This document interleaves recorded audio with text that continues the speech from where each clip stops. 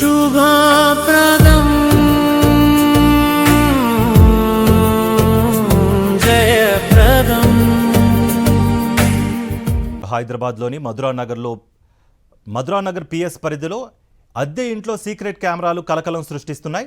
అద్దె ఇంట్లోని బాత్రూంలో సీక్రెట్ కెమెరాలు ఏర్పాటు చేశారు ఇంటి యజమాని. జవహర్ నగర్లోని అశోక్ నివాసంలో దంపతులు అద్దెకుంటున్నారు. ఎలక్ట్రీషియన్ చింటూతో కలిసి బాత్రూంలోని బల్బ్ హోల్డర్లో సీక్రెట్ కెమెరా అమర్చారు. అక్టోబర్ 4న బల్బ్ హోల్డర్లో రహస్య కెమెరా ఏర్పాటు చేసినట్లు గుర్తించారు. అక్టోబర్ 13న సీక్రెట్ కెమెరాను దంపతులు గుర్తించారు.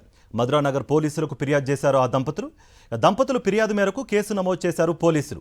ఇంటి యజమాని అశోక్ను అరెస్ట్ చేసి రిమాండ్కు తరలించారు. పరారీలో ఉన్న ఎలక్ట్రీషియన్ చింటూ కోసం పోలీసులు గాలిస్తున్నారు. ఇదే అంశానికి సంబంధించి మరింత సమాచారం మా ప్రతినిధి సుష్మిత అందిస్తారు. సుష్మిత,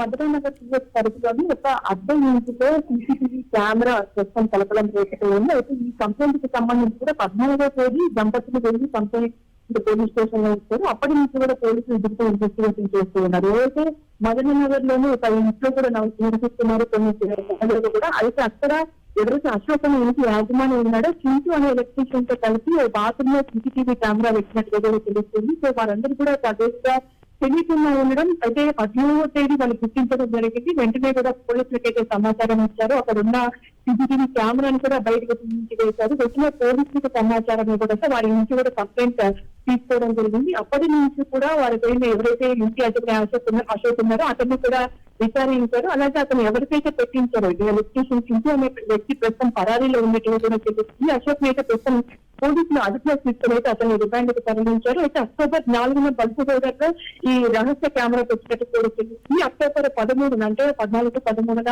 వాళ్ళు గుర్తించి 14వ తేదీని కంప్లైంట్ ఇవ్వడం అయితే జరిగింది. మధురానగర్ పోలీసులతో చెప్పేసి ఎవరైతే చింటూ అనే వ్యక్తి ఉన్నారో అతని కోసం కూడా వెతుకుతూ ఉన్నారు. అశోక్ అయితే ప్రస్తుతం అదుపులో తీసుకుని రిమాండ్కి అయితే తరలించారు. కార్తీక్. రైట్ సుష్మిత.